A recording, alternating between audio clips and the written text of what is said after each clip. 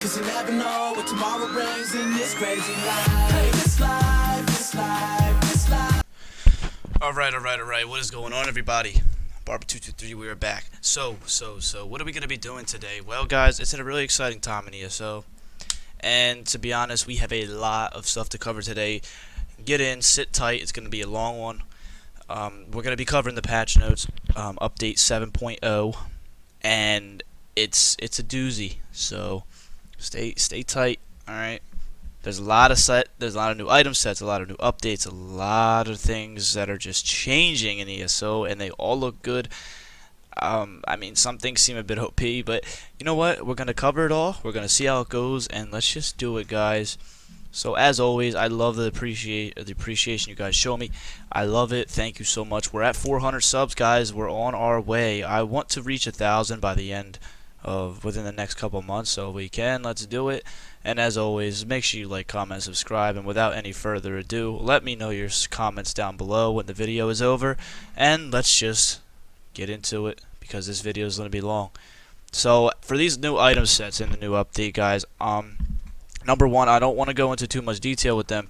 I just want to say what they do and a quick summary of what I think is going to happen with them and how good they are. That's it. I'm not going to go super detailed with the sets because there's so many things we got to cover. So let's start. So first, Overland sets, Frostbite. Spell damage, spell crit, spell damage. Increases your damage done with frost abilities by 6%. Increases your damage done against chilled enemies by 4%. And increases your damage done against enemies afflicted with minor brittle by 2%. So right away, what do you think of? You think of a Magic Warden. That's gonna be sick. Even you could even be what is it called? I'm sorry, a Magic Necro. I could not remember for a second. Even a Magic Necro has some frost abilities. They have the Colossus, and they have their Grave Robber, so that does frost damage. So if you want to build a set just for that, I don't think it's going to be worth it because your Blast Bones won't apply. But on a Magic Warden, this is really awesome because all we have now is the Yaskabor that gives extra 300 and something spell damage to frost abilities.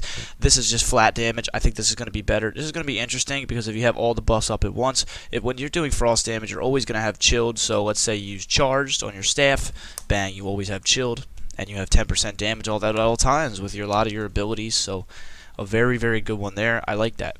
Next, Deadlands Assassin. You get weapon damage, max stam, and then 5 piece gives weapon damage and a proc. So what it does is you're going to get doing damage within 10 meters with a heavy attack. Throw a cone of knives, dealing damage to enemies hit.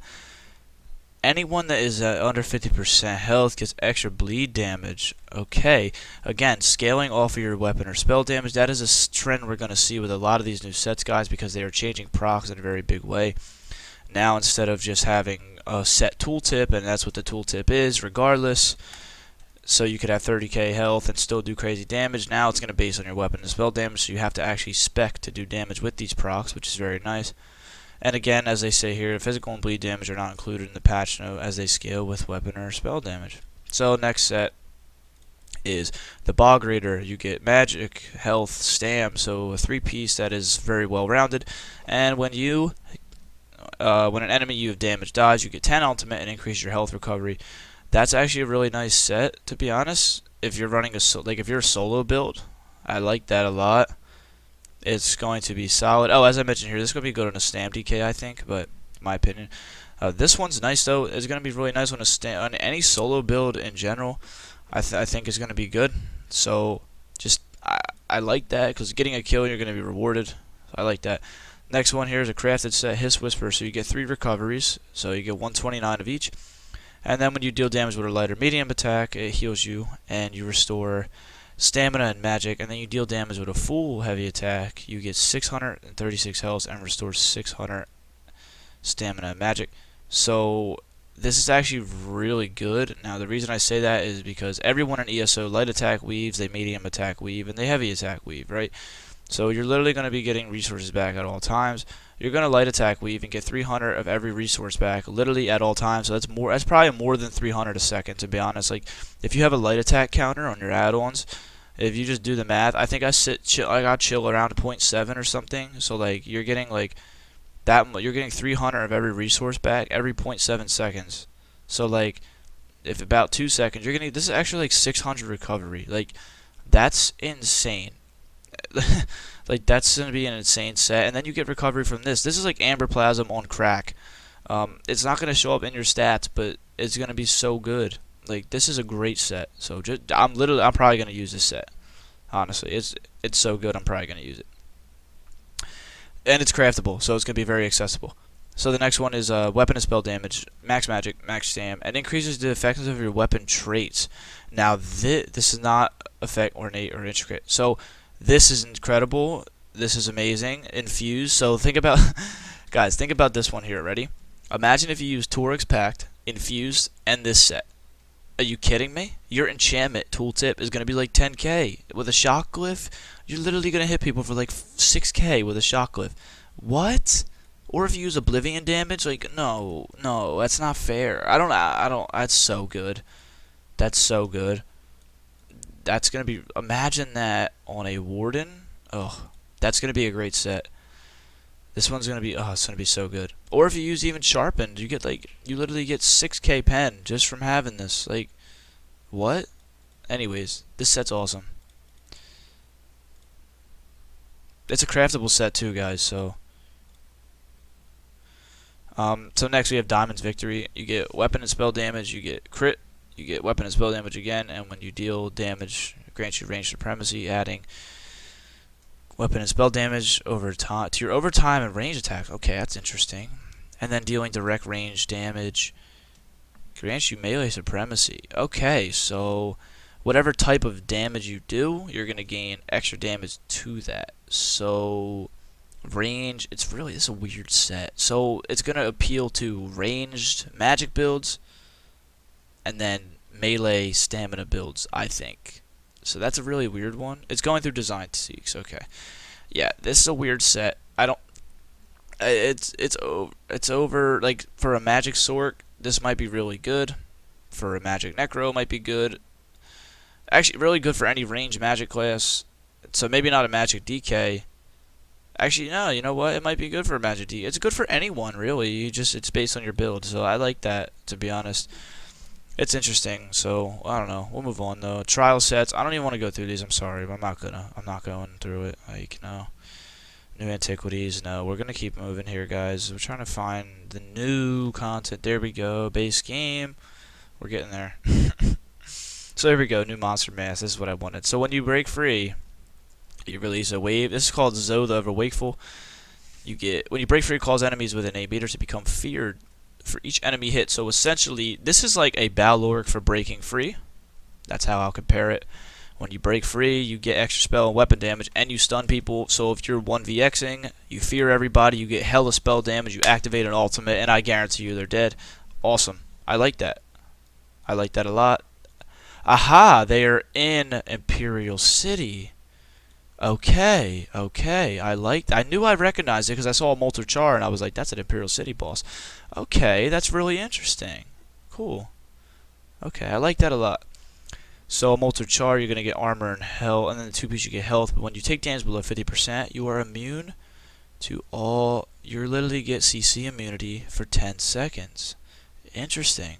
Now it has a 30-second cooldown, but if you outnumbered and you need to get away, I like this one. That's really nice because this could go well with the champion point thing that increases your CC immunity, and there's another champion point thing that increases your damage or reduces your damage taken while you're in CC immunity. So that could stack very, very nicely.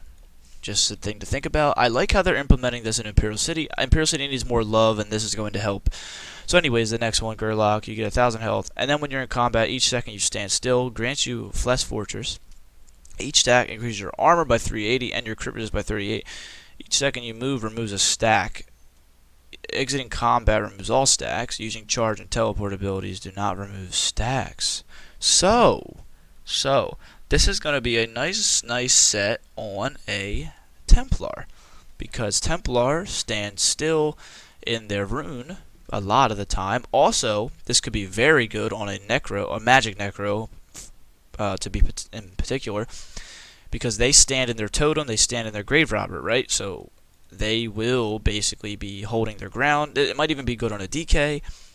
I don't think the bonuses are good enough to grant just standing still, because not many people can just stand there and take damage, and then like 380 is not that much. If you do the math, 10 times 380, what's that? I don't know, like extra, what, like 10k? I don't know. I can't even do math in my head right now, but I mean, yeah, it's cool, but it's not worth it, I don't think. So, but anyways, we'll move on. It's a cool set. It's pretty interesting. So, here we go in combat and gameplay. There's a lot of things that are going to be, definitely change here. So, let's move on here. Companions, we don't care that much. I'm sorry. It can't be used in PvP. Yeah, companions are pretty cool, guys, but they're not going to be used in PvP, so I'm not too worried about it. Let's keep on moving here. If we can find it, Lord. Combat and abilities, here we go. Okay, so let's move down here. So basically, they're telling us about changes into abilities. I read these. None of them are that big, but the big one here is this.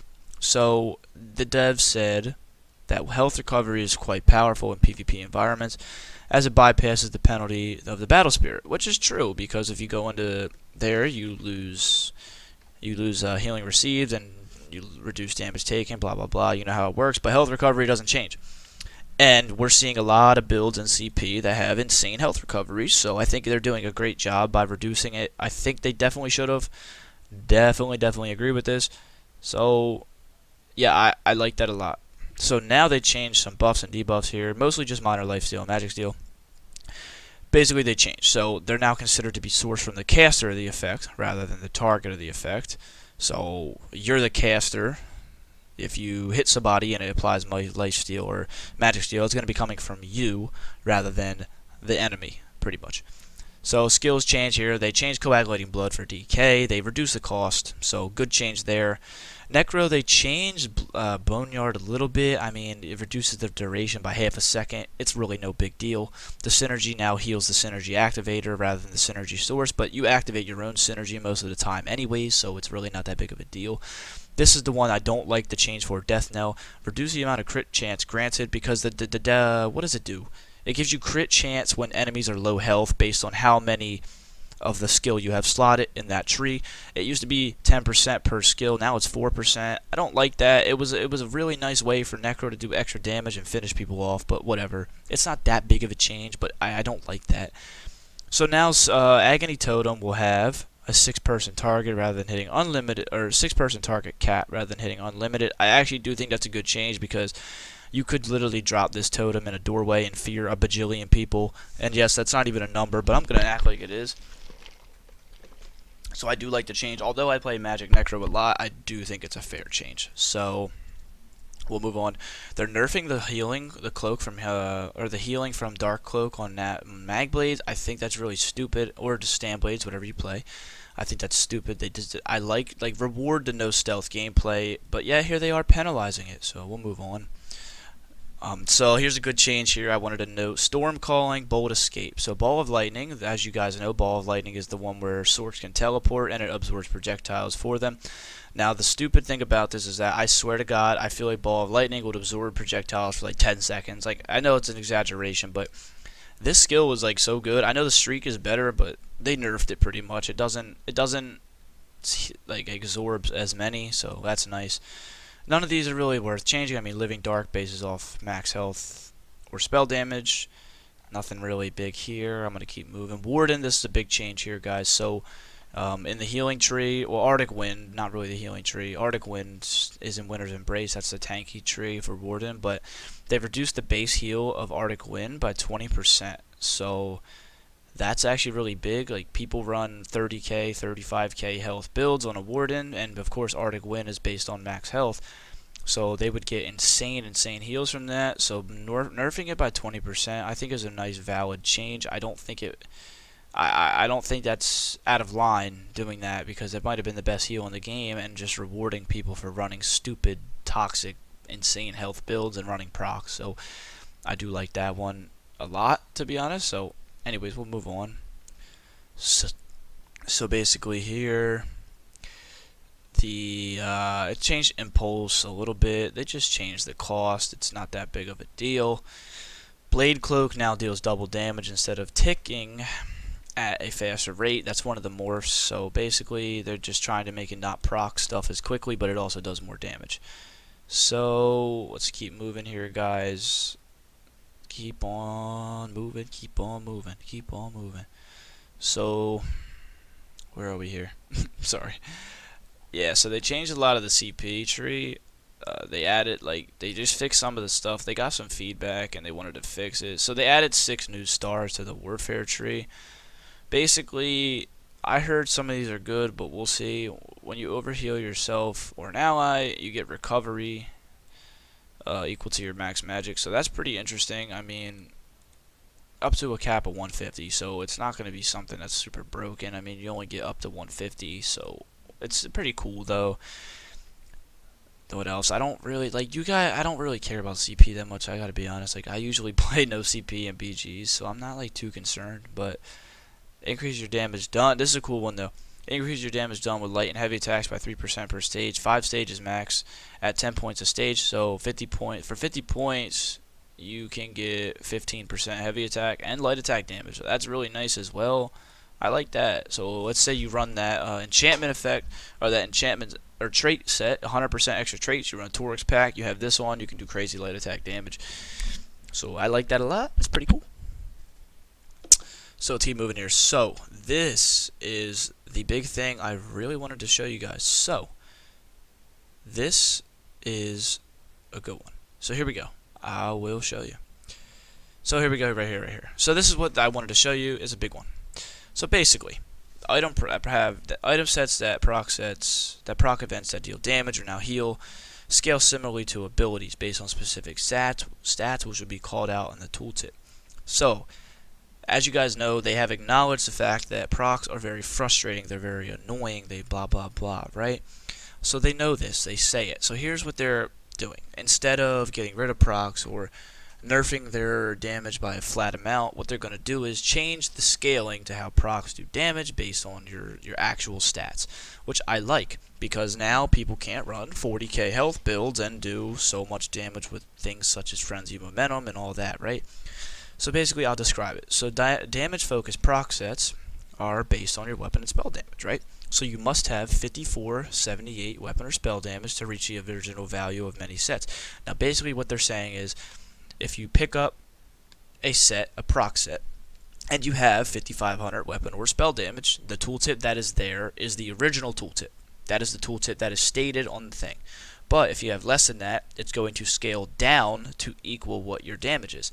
So basically, if you build for health, tankiness, and recovery, and run proc sets, you will not be rewarded for that.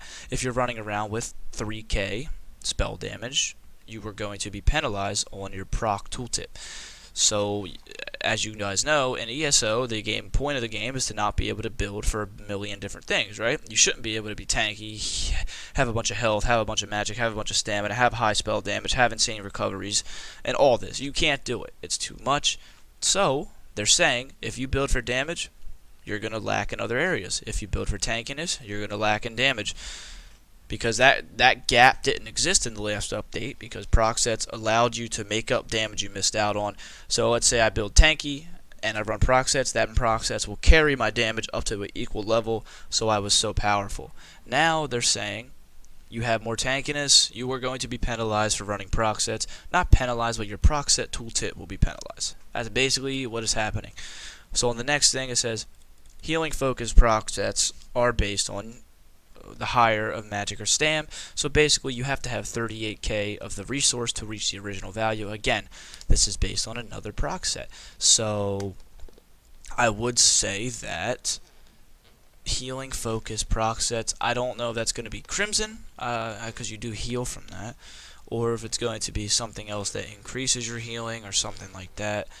But yeah, I mean, Crimson would probably fall into a tanking, right? I don't know. It would probably base off your max health. But anyways, you have to have 38k health or 28k resistance to have the original value. So again, just like this first thing I mentioned, if you don't have that minimal cap of where you need to be to have your proc set have the original value that's stated on it, then you won't get it. you will have less. So I like that. It's going to make builds a lot more even, and I may not complain and bitch as much, guys. So just saying. And this is the one I really, really wanted to show you here, because this acknowledges the arena weapons. So these now scale off your weapon or spell damage, whatever's higher, and that is Frenzy Momentum. Thank the Lord. I don't have to see a 35k health Stamina Necro run around and hit me for 7k with Frenzy Momentum. Beautiful. I don't have to see a Stam Necro spamming Merciless Charge over and over. I don't have to see a Magic Necro spamming Wild Impulse over and over. I don't have to see a Magic Templar and a Magic DK running Wrath of Elements with 35k health and hitting me for 10k with this, guys. It's so nice. And you can now purge Wrath of Elements. This is the best change ever. Thank you, ESO, for making a good decision. This is a long time coming. You should have been able to purge Wrath of Elements from the jump anyways. So this is a really, really good change. You can't run around with a bunch of health and resistance and be tanky and still do damage. It's that simple. Now, people will probably find a way to exploit this, and until then, I'm going to say this, I like the change, but once they find a way to exploit it, I'll complain. But, you know, it's whatever. So, yeah, I like that a lot. And they're also saying that crafted sets that are proc sets like Ashen Grip and all that, blah, blah, blah. Oblivion's Foe, which is a big one, so that's really nice. They now scale off a weapon and spell damage, so it's not just a flat value. So I really, really like it, guys. They're pretty much just saying all these sets changed. That's essentially what they're saying. And, yeah, I really like it. Oh, they changed Willow's Path as well, so they nerfed it by 7%. I don't really care for that change. I don't see why they would do that. Amber Plasm's better in my opinion anyways, so they made this one even worse. I don't see why they would do that. So they're just saying all these sets will now scale on, you know, weapon or spell damage. And the big ones here is Azure Blight, that's a big one. Calirians, that's a big one. Doyle Mesh is a big one. Flame Blossom is another big one. Icy Conjure, we know, is annoying as hell. Overwhelming hasn't been as bad in this patch, but yeah, Pillar of Nirn is a good one. What else is it over? Oh, Sheer Venom, annoying. What else here? Unleashed. Unleashed. So, this set can now proc off of blinks, such as Bolt Escape. This set can now proc off of blinks. Blinks? What does it mean, blinks? Anyone know what this means? Someone in the comments let me know what that means. It's how proc off of blinks, such as Bolt Escape. I think they're referring to the Sorcerer Teleport, but it could already proc off that, so I'm not sure what they mean by this. Unleashed. Yeah, I don't know, but Unleashed is now going to scale off of max stats, so as well, I really like that. Winterborn, thank you. This is the one right here. This is the one. This one kills me, man. I'm just happy about the changes, period. Okay, here we go. So, Crimson scales off of max health. So now, you got to have 38k max health to get the max tooltip on Crimson? Thank you. Thank you. That's what I need. That's what I needed. So you won't be seeing people running Crimson being insane now. Amber Plasm got nerfed. They nerfed it by 30. I don't know how I feel about it, but it is what it is. They also nerfed Bone Pirate. It seems like they're nerfing all of the freaking sustain sets. Why would they do that? Oh, they buff Lich though, so I'll shut up. But yeah, overall, the big changes is they're changing proc sets to be based on your stats rather than just being what they are. So the same with Grothdar, Iceheart, all this stuff is now based off your actual stats rather than just being what they are, and that's just such a good change. Like, I just can't express it enough. They should have. I don't know why this wouldn't be a thing in general. So here we are at the Mythics. This is what I wanted to get to because I think this is really important. So this is the big one here. I'm skipping Bloodlord's Embrace because I don't care. Malacath. Now, guys, this is crazy. As you guys know, Malacath has been the bane of all stupid stuff in PvP. It's really dumb, right? Malacath is broken. We know this. And it really added on to the fact that proc sets were OP. So, I think they're doing a good job here because people would run no crit whatsoever because they didn't give a crap. Because they didn't need to. Why would they? If they didn't, they couldn't crit, they would just build super heavy armor, super tanky, and just get hella damage from this and stack it with their proc sets. So now, they can't do that. So what they're going to do now, Malacath. instead of increasing your damage by 25, you now get 16% extra damage, but you reduce your crit damage by 50%, rather than increasing your damage done by 25. So now you can crit with Malacath, but it's going to do a 9% less damage, and you get 50% less crit damage. So you're getting shafted by using Malacath. I'm telling you, this is not that good. Yes, 16% damage is nice, but you can still crit. So your crits ain't going to do jack. It's going to be like, I don't know how much better it's going to be. A lot of math is involved with this, but from just looking at it raw, I think this is a good change because people might have to actually build a little bit for crit, and that takes away from being tanky. So I like that. Actually, I really like it. We'll see how it goes. I don't use Malacath anyways, guys. As you know, I run no proc builds. That's mostly what I run. So I think this is going to help me out. And another thing here is Pale Water Ring. It got some nice changes. So you increase the amount of healing you get by 2%, up from 18. So that's nice. But something that's interesting to note is that this set now loses 4% of its value per group member. So if you're alone, it will stay at 20. So basically, if you're a solo build, you get the 20% if you're playing solo. But it will reduce to 8% if you're with 3 other players. So if you're in a BG, it's going to go down to 8%. And it'll be a 0 with 5 or more. So basically, it's going to be irrelevant. You can't really use it if you're in a group. It's that simple. That's really all there is to it. If you're in a group, you won't get the bonus. A big group, at least. So that's nice. But the nice thing here is that you no heal cap. So if you are in a group, there's no heal cap for it. So this is going to be nice on stamina Nightblades, magic Nightblades, really any solo build or any build that hits hard with bursty moves. Because if, let's say, you use an in cap into a bow, you might be healing for like 15, 20k. So that's really nice. But I also like how they're punishing people for playing in a group and using this. I think that's a really nice change. I agree with it. I think it's cool. If you're running a duo, it's still good because you'll still get 16% healing. But if you're running in a Zerg or if you're a little Zergling, loser, bang, you're getting no healing. So very, very nice, very, very nice. And again, it's just about how stuff scales off of max stats rather than just having procs, whatever. Shadow of the Red Mountain's a big one. Savara Scales is a really big one.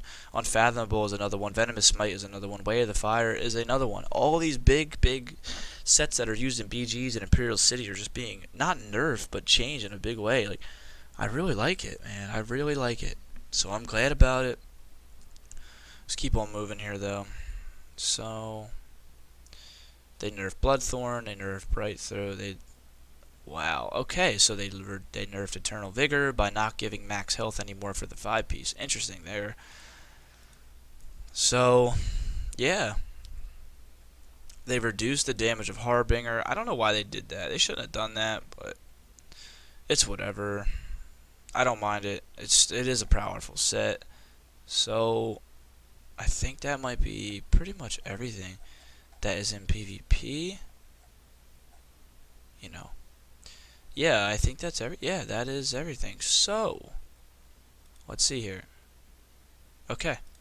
So yeah, guys, that's pretty much the patch notes.